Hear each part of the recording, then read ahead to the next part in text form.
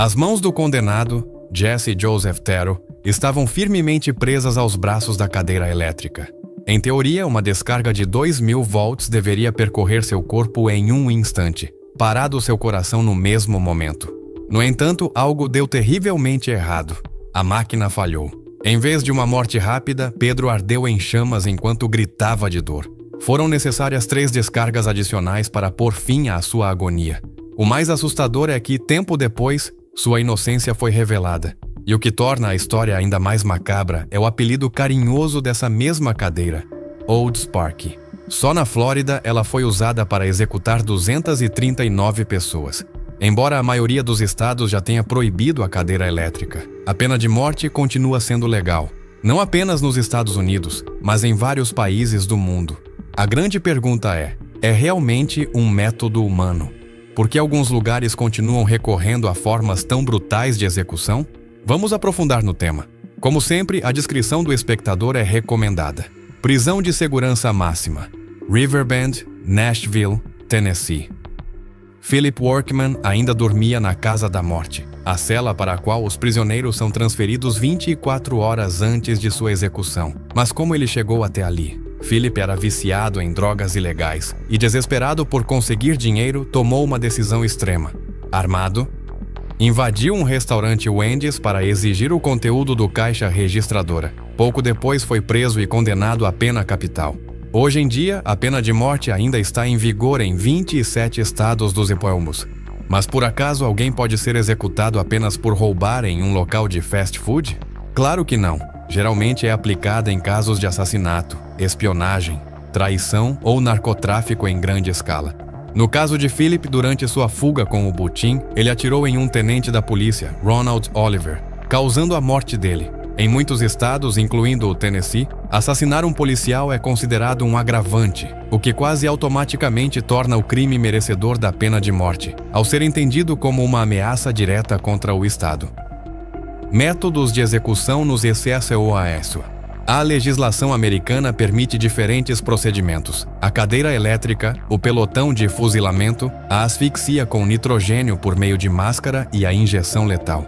Outros métodos, como a câmara de gás ou a força, ainda são tecnicamente legais, embora sejam considerados obsoletos e impraticáveis. De fato, a última execução em câmara de gás ocorreu em 1999. Quase 2 décadas depois, o Alabama introduziu a alternativa da asfixia com nitrogênio, na qual o réu inala nitrogênio puro até perder o oxigênio e morrer.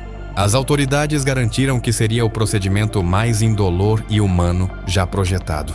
No entanto, após a primeira execução deste tipo, a do assassino condenado Kenneth Smith, a comunidade internacional reagiu com indignação.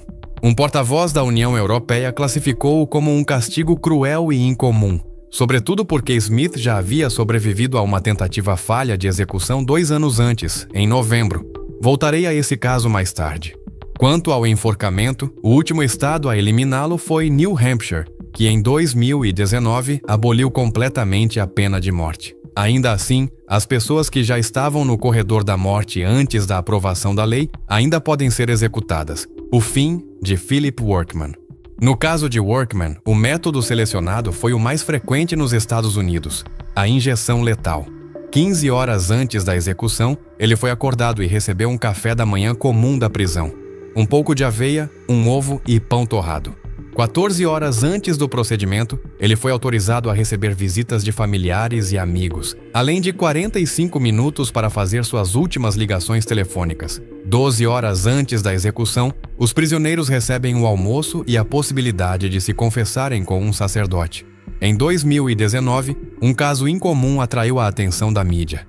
Patrick Murphy, um prisioneiro budista, processou o estado do Texas por se recusar a permitir a presença de um conselheiro espiritual de sua religião na câmara de execução, enquanto capelães cristãos e muçulmanos eram admitidos. Sua execução foi suspensa e, pouco depois, o Texas decidiu proibir a entrada de qualquer líder religioso durante as execuções, alegando que era a única forma de garantir igualdade entre os credos. Outra das últimas solicitações permitidas para os condenados é a última refeição, que é servida cerca de 6 horas antes da execução.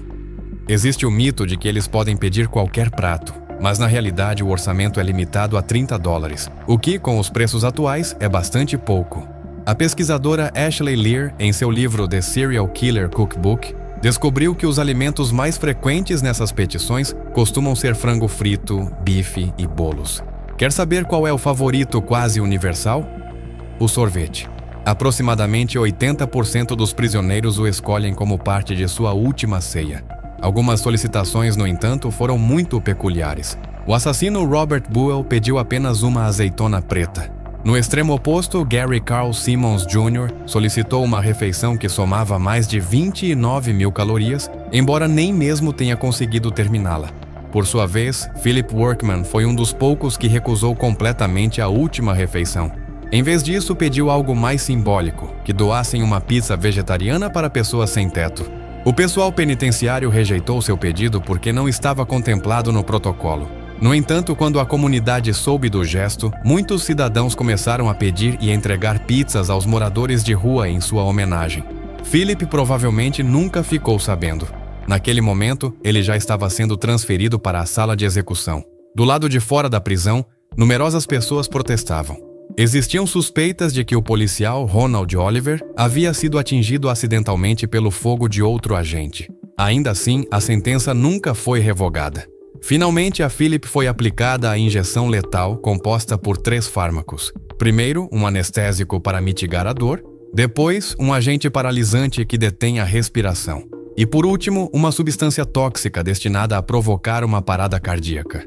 Idealmente, a pessoa deveria morrer sem dor em questão de minutos. Philip Workman teve a sorte de que tudo ocorreu conforme o planejado. Mas nem sempre é assim.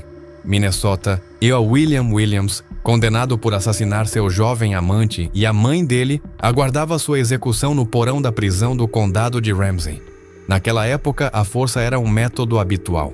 Certamente você já viu isso em filmes de épocas passadas, executado em praças públicas quase como se fosse um espetáculo. Mesmo em ambientes mais discretos, o procedimento era brutal.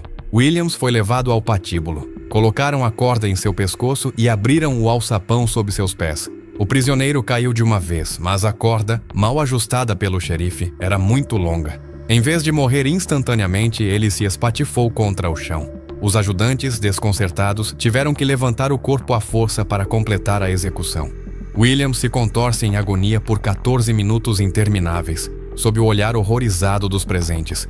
O escândalo foi tão grande que provocou indignação pública. Minnesota aboliu a pena de morte 5 anos mais tarde. No entanto, em outros estados a prática continuou.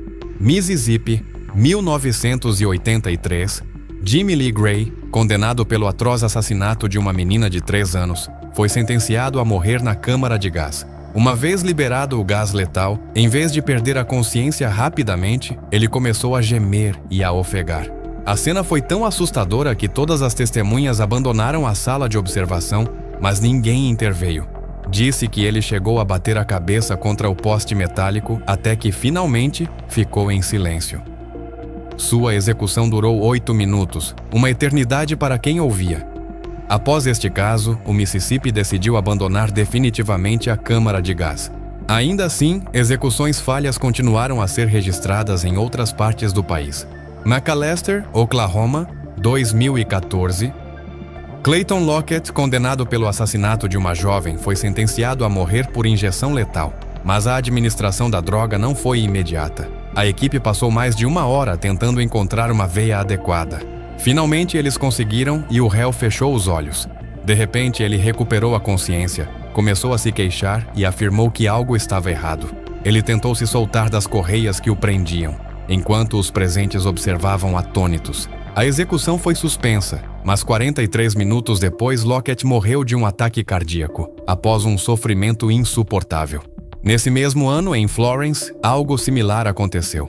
Joseph Wood não morreu com a dose padrão. Então os responsáveis decidiram administrar-lhe 14 injeções adicionais, apesar de ser proibido. Durante quase 2 horas, Wood ofegou, soluçou e convulsionou até que finalmente faleceu. Por circunstâncias parecidas, a execução de Kenneth Smith não pôde ser concretizada, o que impulsionou a decisão de tentar um novo procedimento: a asfixia com nitrogênio. Estes episódios macabros se tornaram argumentos adicionais contra a pena de morte, um tema que continua a gerar intensos debates em todo o mundo. Ainda assim, essas práticas continuam existindo e em alguns países são aplicadas com características únicas que poderiam te surpreender. Obrigado por nos acompanhar. Se você gostou deste vídeo, não se esqueça de curtir, se inscrever e ativar o sininho para não perder nenhum conteúdo. Compartilhe esta história com seus amigos e deixe nos comentários o que mais te surpreendeu.